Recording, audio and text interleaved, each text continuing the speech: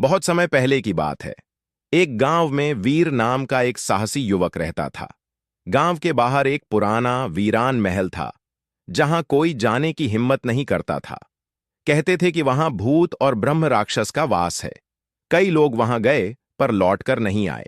एक दिन गांव में घोषणा हुई कि जो उस महल में एक रात सुरक्षित बिताएगा, उसे इनाम मिलेगा और बहादुर माना जाएगा। वीर ने चुनौती स्वीकार की।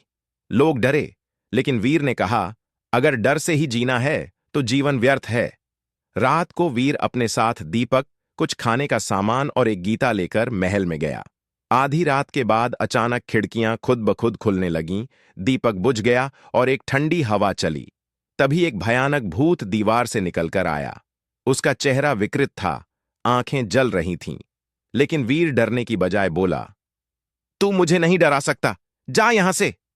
भूत चिल्लाया, लेकिन वीर टस से मस नहीं हुआ। तभी आकाश गड़गड़ाया और महल की छत से एक विशाल छाया उतरी। वह था ब्रह्म राक्षस। ब्रह्म राक्षस बोला, बहुत वर्षों से कोई इतना साहसी नहीं मिला जो मेरी आंखों में आंखें डालकर बात कर सके, लेकिन अब तू मेरे साथ फंसा है। उसकी आवाज से दीवारें कांपने लगीं।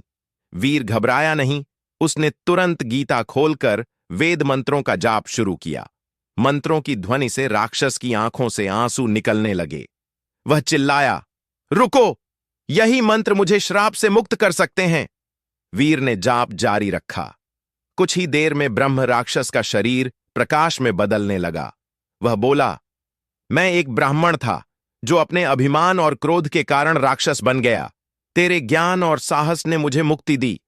फिर उसने वीर को आशीर्वाद दिया, तेरी बुद्धि और हिम्मत हमेशा तुझे रास्ता दिखाएंगी। और वह स्वर्ग की ओर चला गया। सुबह होते ही गांव वाले आए तो देखा, वीर महल के बाहर मुस्कुराता खड़ा था। सबने उसे सम्मान दिया। उस दिन से महल कभी डरावना नहीं लगा।